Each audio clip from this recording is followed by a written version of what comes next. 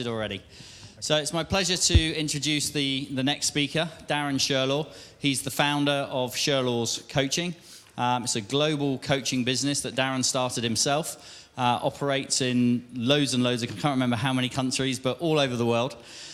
He's a phenomenal guy. He's one of those of you that heard of the Key Person of Influence with Daniel Priestley. He's one of the speakers on the Key Person of Influence program.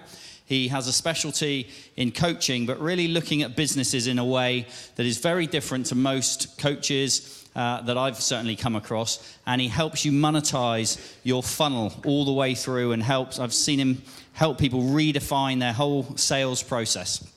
So Darren has equity investments in lots and lots of companies, not just the coaching business. Last time we had a meeting about 4 months ago, his business was valued somewhere between 55 and 60 million. So this is a very successful, very credible, very smart and very genuine guy who's going to spend the next 40 minutes sharing with us the nuggets of wisdom that he wants to. So please welcome Darren Sherlaw.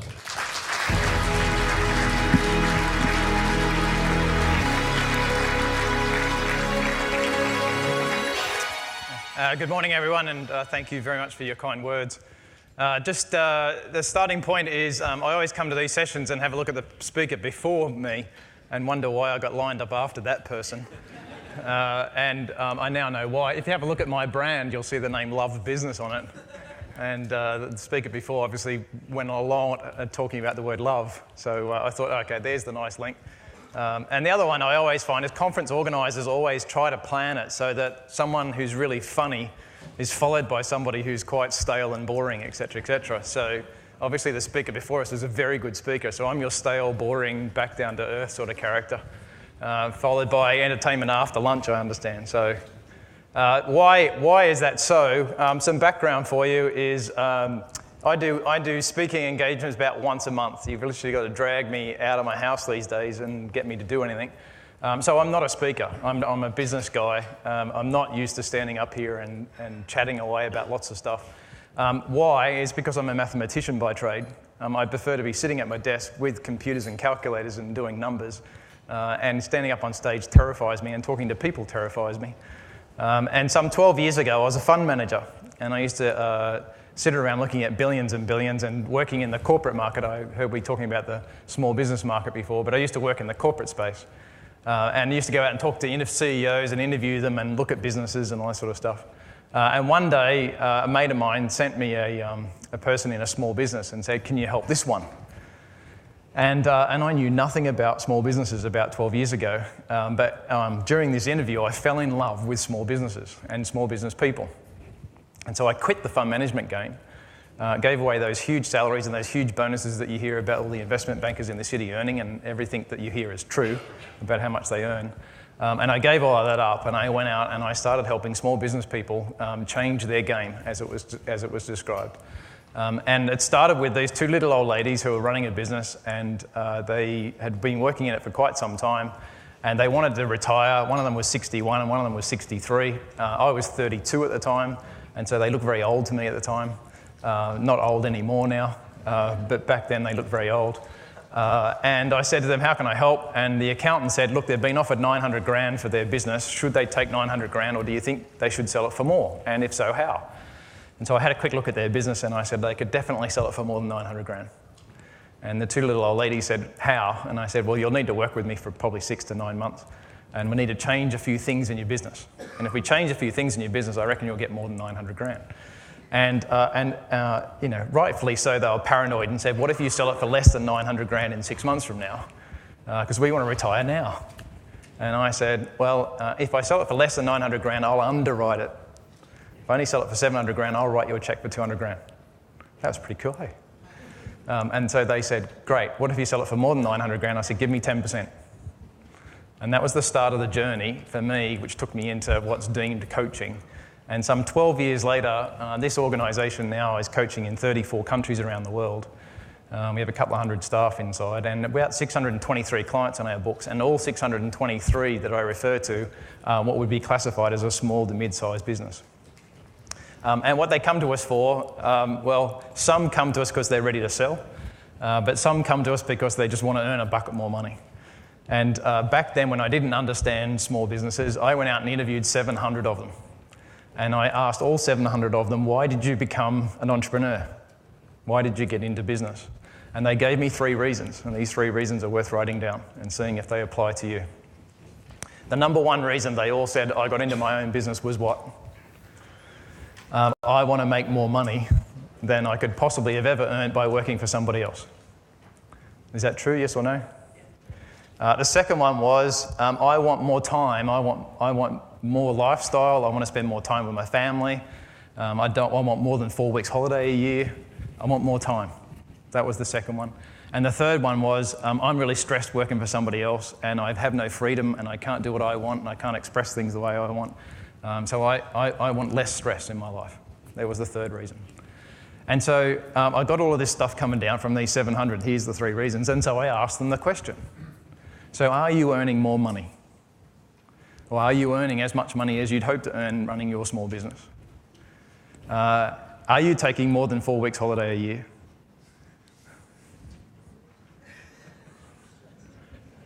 Are you stressed at all? And you're all laughing, why? And I've spoken to auditoriums with like 800 people in a room and I said, could you all stand, I started the session with, could you all stand up? And so they all stood up and I said, right, now can you sit down if you're earning as much money as you wanted to earn running a small business and you're taking more than 4 weeks holiday a year and you're not stressed? How many people sat down? Not one. And not one of these 700 that I first interviewed said, yep, we've got the formula down pat perfect. And I went, oh my God, so why are all these people running their businesses and not getting what they want? Making any sense or not? And so I started on that journey 12 years ago, and this is what we got. And interestingly, I wasn't going to talk about this, but following the Brown guy after listening to his session, it was worth exploring, right? So about 8 years ago, I sent out a brand person to go and have a chat to my client base, go and talk to all these entrepreneurs, and find out, what it is that they love about Sherlaws, and find out what it is that they love about what we do for them, and etc. And guess what the common theme was coming back? From clients in America and clients down in bloody Asia and clients over here, the common theme that come back, the common conversation. The entrepreneur said, I love my business. My business is my baby. That was the 2 common statements that all the entrepreneurs made back to the brand guy. And so that became our brand. That's where it started from. And it's just fascinating that there's your profile of an entrepreneur. Have I nailed the room or not? Is that who you are or not? And so the second client came along and he said, well, you sold that business for those ladies and they made a lot of money out of that. But I don't want to sell. Can you show me how to run my business better? And I said, what do you got? A financial advisor, turning over, gross, this is 140 grand, paying my staff, there's not a lot left. Can you help me with that? And I said, sure. Whatever I did for the little old ladies to sell their business, you just do in your business, but just keep it. You don't have to sell it. Right? 18 months later, that 140 grand was doing 1.8 million. Cool. So I say to people, if you're about incremental change, then in the entrepreneurial world, you won't get more money, you won't get more time, and you'll stay stressed. To the entrepreneurial world, it's the big jumps that you've really got to capture. And so there's a couple of things I tell people if you're interested in running these things down. Number 1, I'm a mathematician, so I say businesses are run by a formula. And my question is, do you know your formula in your business? It's the business model. And the thing I'd love you to write down if you'd taken some notes is that there are a number of staff, a specific number of staff attached to your industry that maximises your profit. And so people sit in front of me, a chap sat in front of me last week and said, I'm running an IT company and I've got 21 staff. And I said, well, you're not making any money. He said, how'd you know that? I said, because you've got 21 staff. Property guy sat in front of me the week before, came down from up north and sat in front of me and said, I run this property company and I've got 38 staff. And I said, and before you say anything else, I bet you want to come and talk to me because you're not making any money. He said, yeah, how'd you know? I said, you've got 38 staff. Right? There's a specific number of staff that you need in your business at various sizes all the way through.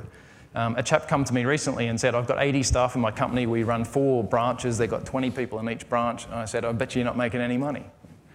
Like there's a formula attached to it. If you run a small business with 4 staff in it, a small business with 12 staff in it, you'll make some money. If you run a small business with 7 staff in it or 17 staff in it, you won't make any money. There's a formula. So look, I've got half an hour with you. I can't tell you all the formulas in half an hour. But my point is, do you know your formula? There's a key. And if you don't know your formula, what you tend to do is what every other entrepreneur does in the world is this. You start in business on your own. You go out there, you start making some money, you get busy, and you come up with this idea called, I'm really busy, I'm going to employ someone. And so you employ the next person. You give to them which jobs? The ones that you hate doing, yes or no? Right? All the shitty little jobs, like go and pick up my dry cleaning and answer the phone and send these invoices out and these bills out, etc., right? And that frees up some of your time. So you go out and find some more clients and you get even busier. And then you come up with another great idea. What's the great idea? I'm going to employ more people, right? So now you're up to 3. And you get up to the 3rd person. And what's the job you give to those people?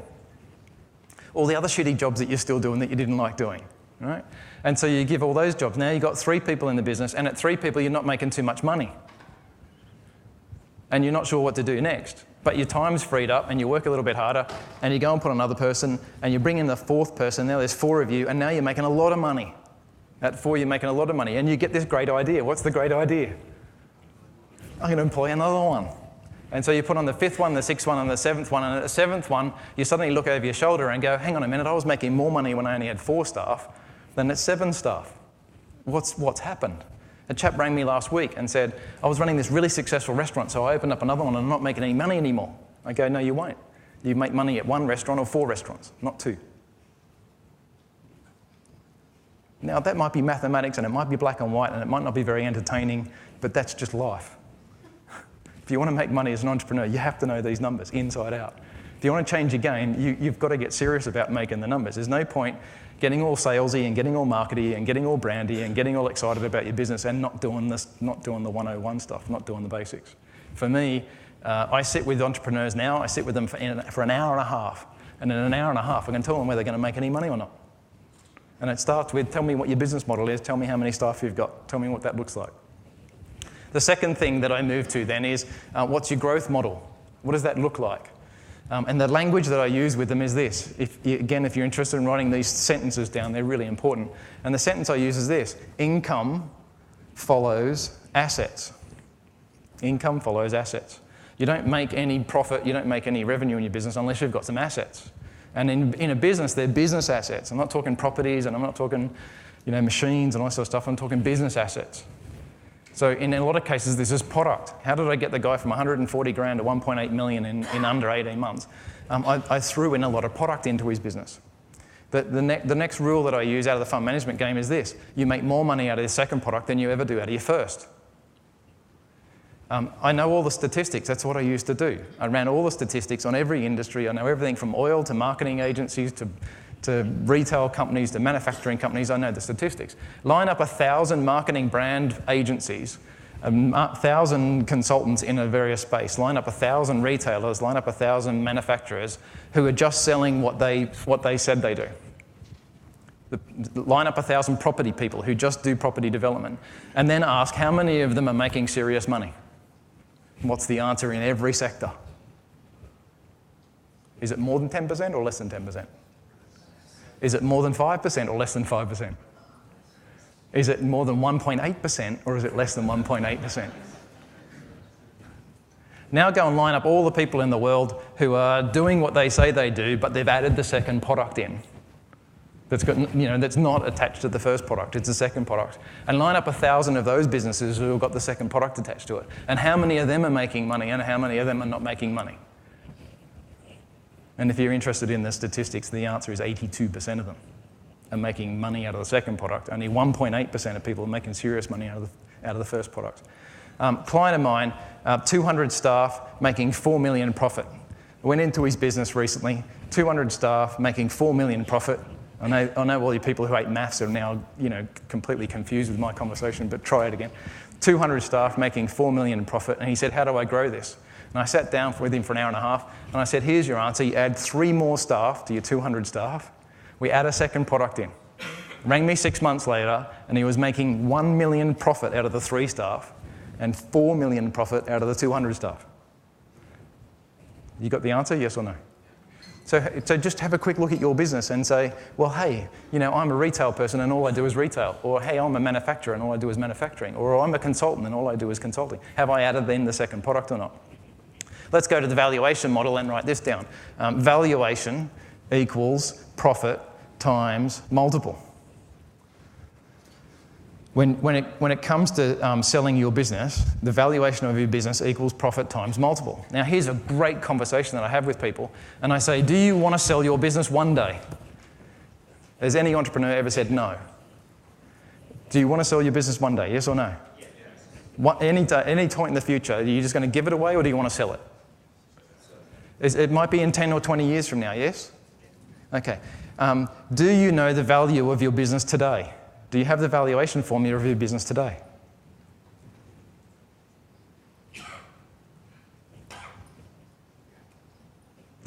No one talking to me, or? Yes or no? So when you get there in 10 or 20 years from now, is it just blind faith that you're going to sell your business for a certain price? Like, it's a strategy. Like, valuing your business has a mathematical formula attached to it. If I give you the mathematical formula, you could work the mathematical formula and make your business worth more in 20 years from now, couldn't you? Yes or no? See, most people ring me and say, I want to get out in 3 years from now, can you maximise my valuation? Sure, how long have you been in business for? I've been in business for 14 years. Why didn't you start this process 14 years ago? Why start it with only 3 years to go? People in the world who are not entrepreneurs, who are out there earning salaries and all that sort of stuff, could you imagine if they got to 57 and said, oh shit, I'm going to start saving for my retirement? Does it make sense or not? Do you think they would do it that way? Or, the idea is that they put some money aside every year. And I say to the entrepreneur, if you want to sell your business in 10 years from now, 3 years from now, 20 years from now, it starts today. The valuation of a formula is profit times multiple. Now let's have a look at that, because every year, how much time, effort and energy do you put into trying to get the profit up? How much time, effort and energy are you putting into trying to get the multiple up?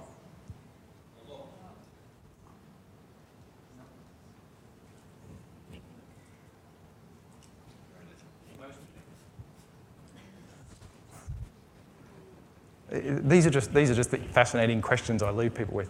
Valuation of a business is profit times multiple. Right? And the people who say, I put all of my effort into trying to get the multiple up, I go, great, give me the mathematical formula for the multiple. And they go, I don't know it. And I go, well, how in the hell are you putting all your effort and energy into something that you don't know anything about? Like, do you know the mathematical formula for the multiple for your sector? And if you do, off you go. You'll get it. Is this helping or not? You're not even talking to me at all now, are you? The two little old ladies tried to sell their business. They went out, they found someone who was going to give them 900 grand. I sold their business for them 15 months later for 11.2 million. Does anyone want to get serious about this conversation with me now? Right? A chap came to me in December last year. He'd been offered 2 million for the business. And I said, don't sell. Give me a couple of months to tidy up some stuff for you and we'll go back to the same people and resell it. We just concluded that 2 weeks ago and he got 4.2 million for it. Yes or no? Yes. So what determines the multiple? Well, unfortunately for multiple in each of your sectors is different, but there are 6 basic things that inhibits the multiple, right? And you look at these 6 things and I go and sit with someone for an hour and a half and I say, these 6 things are like a domino. So you start with the first one, then the second one, then the third one, and up you go. And I sit with any of you and say, show me these 6 things. And if you've got 2 of them, you're only missing 4, you'll maximise the multiple. Right?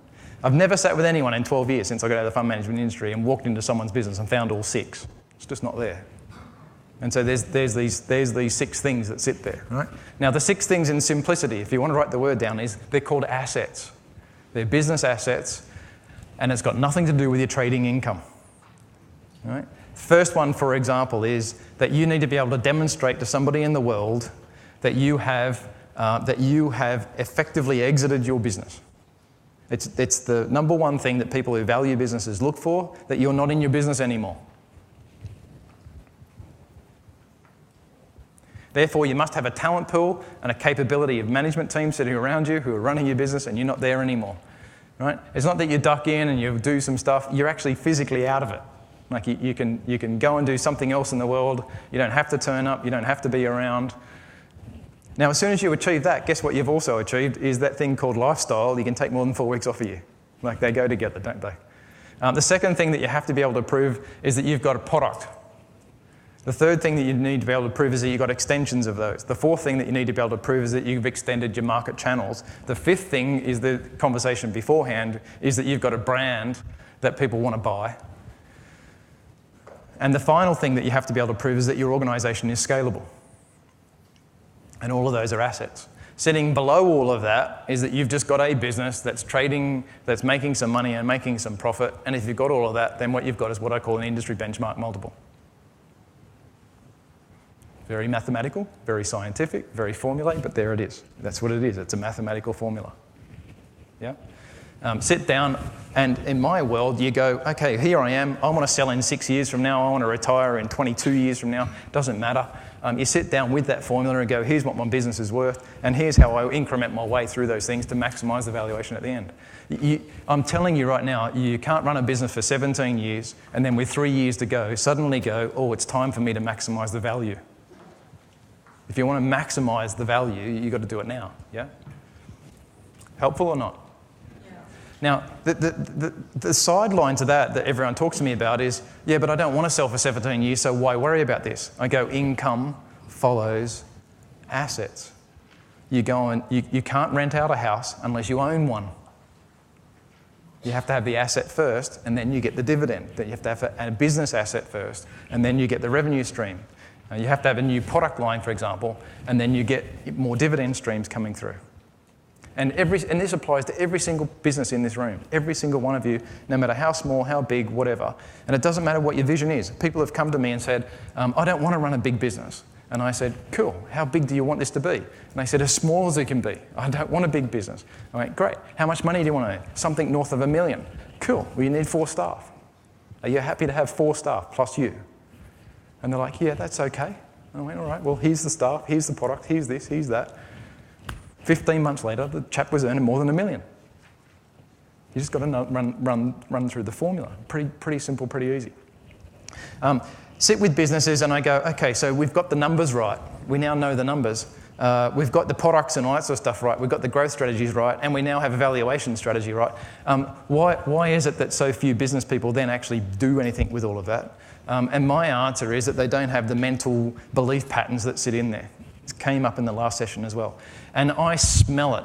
The chap before me said it's all about fear. Well, I can sit with someone an hour and a half and I'll tell you how much money you're going to make in the next 12 months. I'll mathematically calculate it for you if you like, down to the penny. But I can tell you in the room who's going to earn $1 million and who isn't. I can tell you in the room who will get their business to 10 million and who won't, because I've just sat in front of so many people for so long now. I can tell you which ones will and which ones won't. And the ones that won't, I can tell them what to do to get there. But right in front of me, I can say that one will, that one won't. And what is it that I see? What is it that I smell? What is it that stands out a mile away to me? Yeah, it might be fear, but there's this belief pattern running with people. Right? And it doesn't matter how many products I give them, and it doesn't matter how many formula I give them, and it doesn't matter how much of this and how much of that. You know, if it's not sitting inside their own body that they can achieve all of these things, they're just not going to do it. And it comes out so quickly and easily. A couple of questions of mine, right? I say to people, how would you feel about spending 60 grand on that guy that was on stage a minute ago to tidy up your brand? And someone in this room would say, oh, I couldn't afford that. And I go, cross, we'll never get to $1 million. It's in the language patterns, it's in your thinking, it's in your, you know, someone rang me the other week and said, how much does it cost to come and spend an hour and a half with you? And I said, oh, this much. And I went, I couldn't possibly afford that. I went, great. Have you got that much money in your bank? And they went, yeah. And I said, so you can afford it. Pause on the telephone. And they went, well, what do you mean? I said, well, the money's in the bank, so what do you mean you can't afford it? You can afford it. What's the real question? What's the real issue?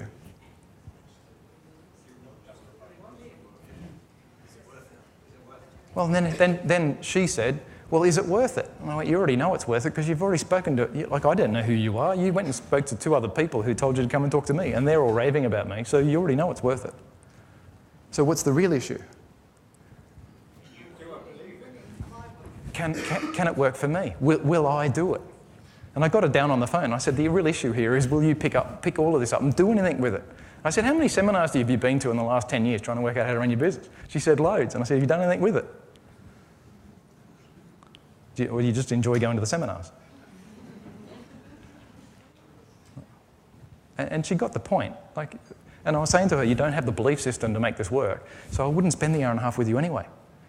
Because what will happen is that you'll go and tell the whole world that you spent an hour and a half with me and it didn't work. Cool? So you see, so I pre-interview people these days. I didn't do it 12 years ago because I wasn't onto it, but these days, I just pre-interview people on the phone and I go, no, they won't do anything with it. Go and talk to another consultant who will give you advice and you won't do anything with it. If you want to change your game, if you want to step it up, it is all down to you. These things you have to have in your business. You have to have the numbers. You have to have this growth strategy. You have to have a vision. You have to have evaluation. And there's a couple of other things that you need to know. One of them is that entrepreneurs get labelled entrepreneurs, but I don't believe you're all entrepreneurs. Now, let me try that for a minute. Because what I try and do for entrepreneurs, and I'm going to classify those people as people who own businesses for a minute so we can change the language for a minute. So all of us in the room who own a business, and me being one of them, we're just going to call us business owners for a minute. We'll put that over there. And what happens for all of us is this.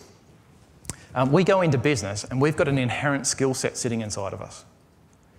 Right? And what I do is I look at people and I go, what's the inherent skill set that's sitting there? And in my view, there's 3 of them.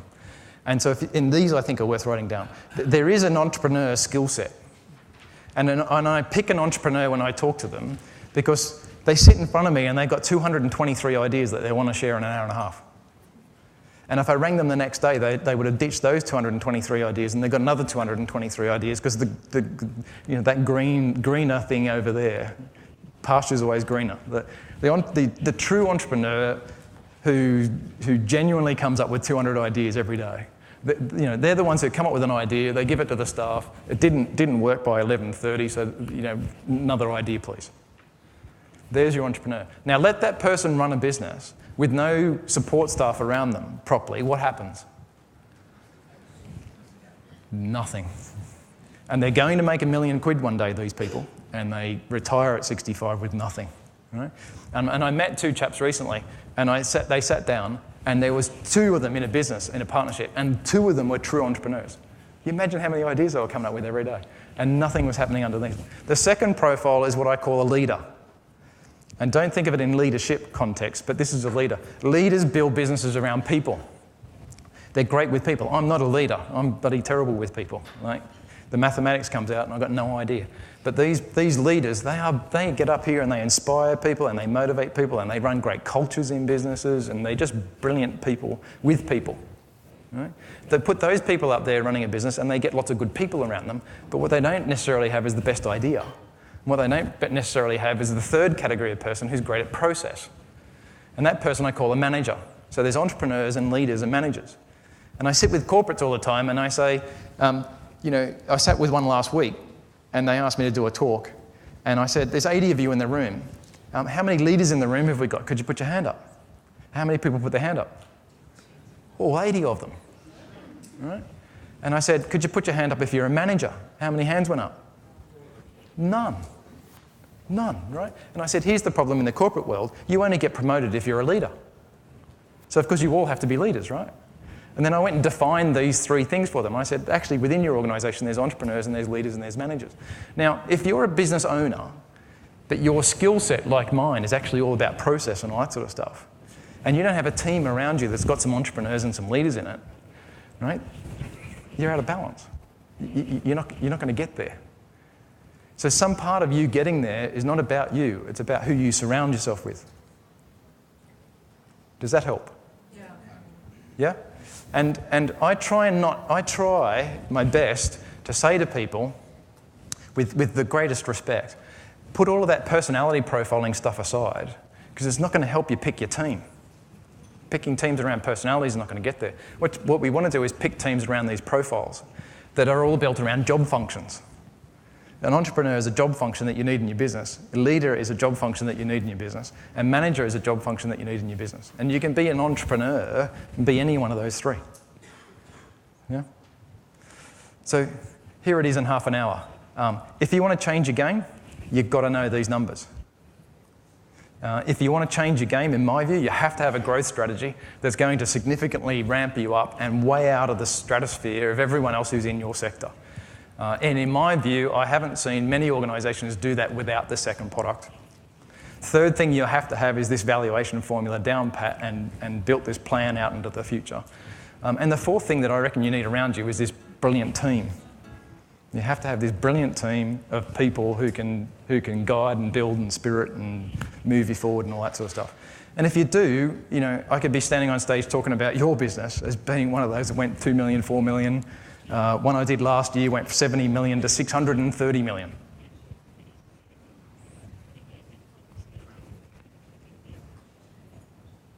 Thank you for sharing half an hour with me.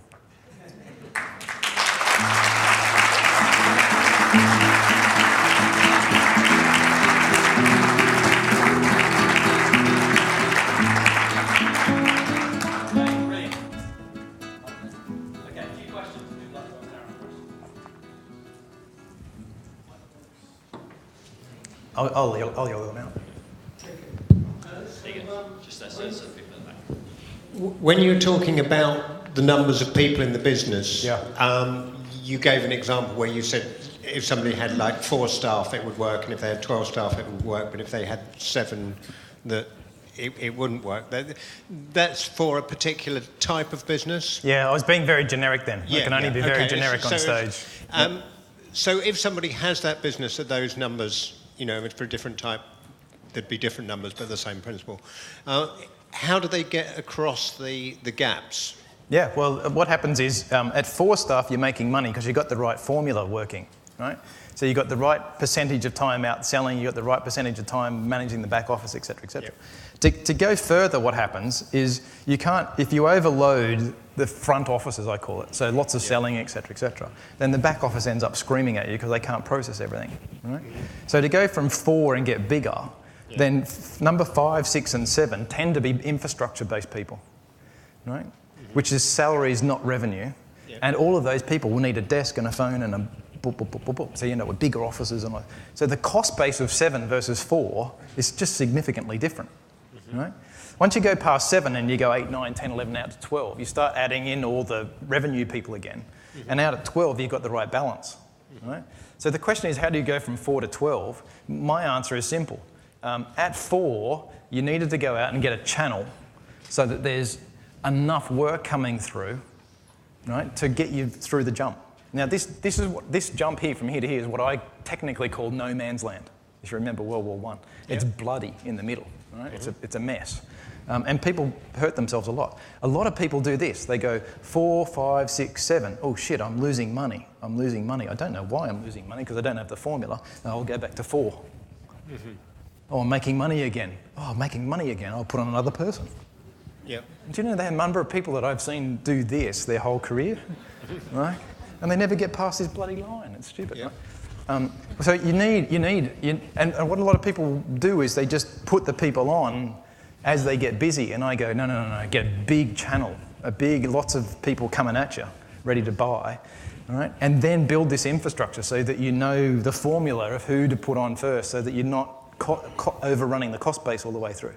Then you can jump from 4 to 12 pretty quickly.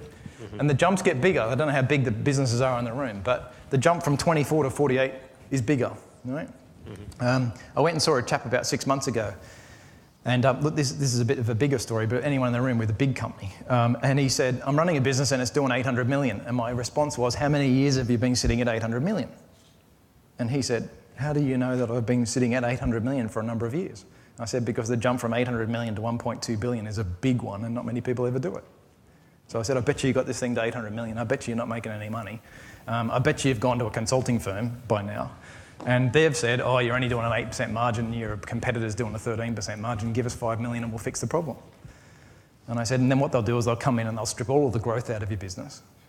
I'll put that on the margin. You'll go up to 13%. You'll be going, shit, I'm making a heap of money, and you'll invest it in growth. You'll drop back down to 8%, and you'll still be at 800 million. And he roared laughing, and he said, we got the consulting firm in about 6 months ago. They charged us 4.8 million. You were pretty close, Darren. And they gave us that exact pitch. And I said, well, in my old days, you see, I looked for companies like yours, and I'd never buy you. So whether it's those big numbers or whether it's these small numbers, there's a formula. 2 questions from the same person. Just a quick one. You've talked in terms of staff and employees. Yeah. For people who have a technical, online, digitals, widgets. No, I was going to say a disinclination to actually employ people for one way or another. Yeah.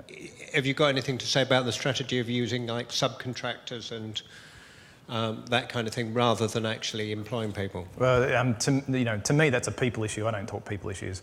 Right. If you say subcontractor versus a full-time person, all I see is half a person instead of one person, and 2 halves add up to 1. Okay, fine. But thank you. Hey, I'm the mathematician. I don't know what their names are. Okay, good. Thank you. Sorry. Yes. Really exciting. I think that your life can be run by a mathematician. Yeah. My wife doesn't like it much either. Well, there's a part of me that says I ought to get out and get a life. But have you applied your formula to Peace One Day, and if so, what have you said? No, I haven't. I haven't been asked to, no. Okay. Would you? Of course. Right. Okay. Look, what I try and say is that in a business you need balance. Right? And I said that. You need entrepreneurs. You need leaders who understand people. If you don't have a great culture and all that sort of stuff, you're going nowhere. And my part of this is I just happen to know all these numbers like the back of my hand. And I go into some businesses that have great cultures and great product and great sales, but they're not making any money. And it's because they never did the numbers. And if you line up society out there and go, how many of you love doing numbers versus how many of you love reading a book or love doing sales? Not many people love doing the numbers. Like, there's not many of us walking around the world who know the numbers that well. And I was just fortunate enough in my 20s to have analysed and researched so many companies that I just know these numbers like the back of my hand. People come up to me and go, I'm in an IT company and I got 87 staff. And I go, I know it that quickly. I just go, wrong number. The reason I ask that is just that I can see how, in a sense, the mathematician in you can come in with really sharp responses and very quick readings for organisations that sell products with a price to them. And I just wondered how that would work for an organisation that sells a process. Well, look, I've got to say to you, what is society today? 80% of my client base is process, it's partnerships, consultants, lawyers, accountants, all sorts of... Like 80% of the world now is not widgets. What I do is not widget-based. We've got hardly any manufacturers on our books because the world's not manufacturer-based anymore. But you still have a formula. Right. And you still need all these different bits and pieces. I don't care what sort of business you got. Yep. I hope it's an appropriate question, but I wondered what motivated you and what your passion is. Once I met these 2 little old ladies and I completely changed their life, if you retire with 900 grand or you retire with 11.2 million, there is a difference. And I'm not sure whether it was the tongue kiss I got from the 61-year-old or not, but these 2 ladies, Jan and Tracy, they've been my best. And Jan reckons my past life was her bloody mother or something. Look, I come from the corporate space and I haven't been in that space for 12 years because I fell in love with helping people. And when I see, when it wasn't what I was asked to talk about today, but when I start to tell some stories about, a guy running a business whose wife died 2 years ago at 48. They were at 50. They were going to retire and move down to Australia and blah blah blah. Wife dies. He goes into work at 7. He goes home at 11 o'clock at night. He doesn't see his 2 kids. And I said to him, "You need to change all of this. I want you to take your kids to school tomorrow." Right? And so he takes his kids to school tomorrow off my advice. He rings me and he says it was the best day in business he's ever had. Now, if I told you that whole story over 20 minutes, there wouldn't be a dry eye in the house. Like when you hear the whole story about how she died and all that sort of stuff. Another chap who'd been running a business for 7 years, earning 300 grand a year for 7 years. His autistic child goes to school for the first time. And I convinced him to take the kid to school and sit at the back of the class for half a day, at the back of the class, right? The guy rings me the next day, just bawling his eyes out. And he said, I sat there for 4 hours just crying. He said, I can't believe that I've missed out on that much in my child's life. Peter Lanham calls me, earning 200 grand a year for 7 years. And he rings me and he says, you need to help me. And I said, 200 grand, what's wrong? And he said, my wife and I had made a mistake. We had sex and we popped out this third kid. And we didn't mean to. And I said, well, mathematically I can't help with that. And he said, no. He said, I was sitting there looking at my 6-year-old and 7-year-old watching TV. And he said, and I looked at the young one. And he said, and I looked back at the other two. And he said, and I realised I didn't know who they were.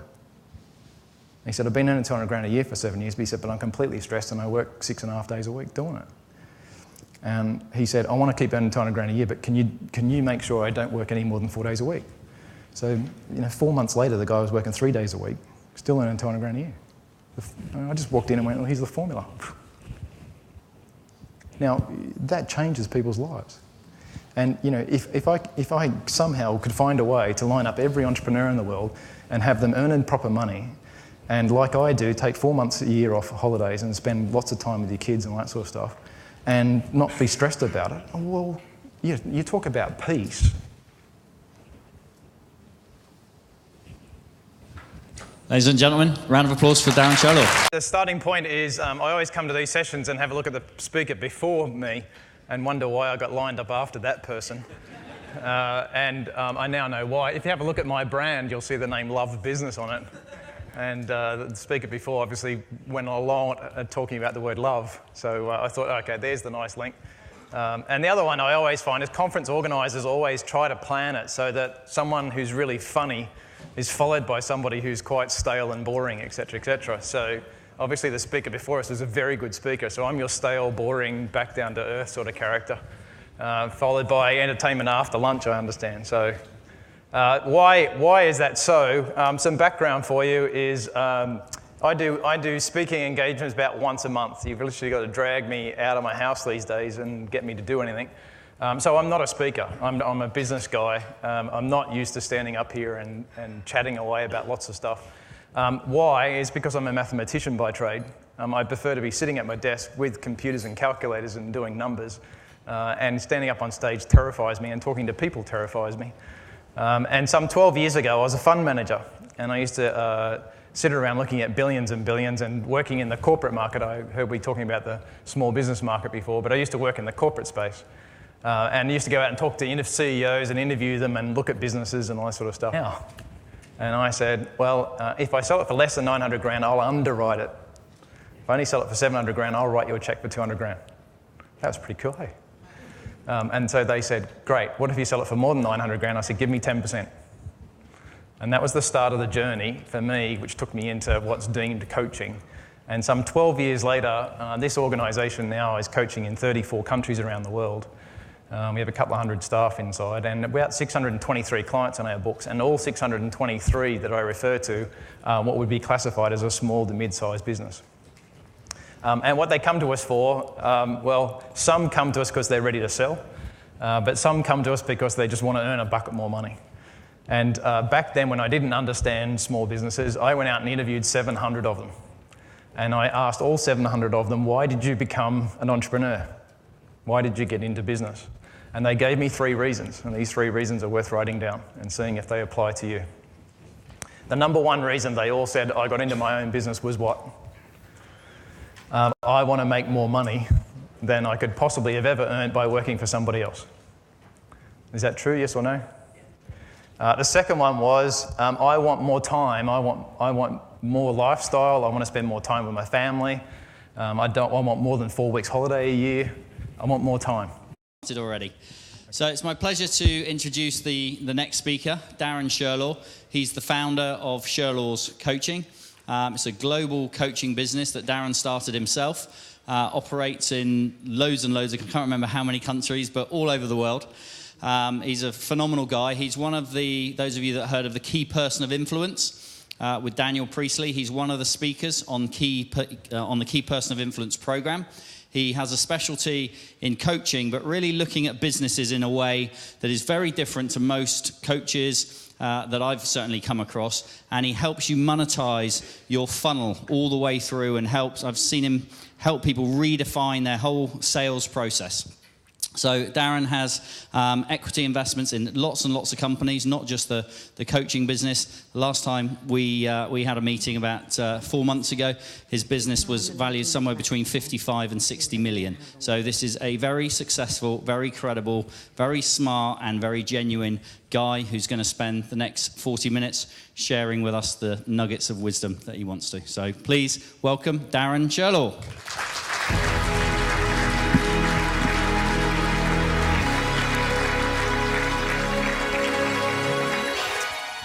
Good morning, everyone, and thank you very much for your kind words. That was the second one. And the third one was, I'm really stressed working for somebody else, and I have no freedom, and I can't do what I want, and I can't express things the way I want. So I want less stress in my life. That was the third reason. And so I got all of this stuff coming down from these 700. Here's the 3 reasons. And so I asked them the question. So are you earning more money? Or are you earning as much money as you'd hope to earn running your small business? Are you taking more than 4 weeks holiday a year?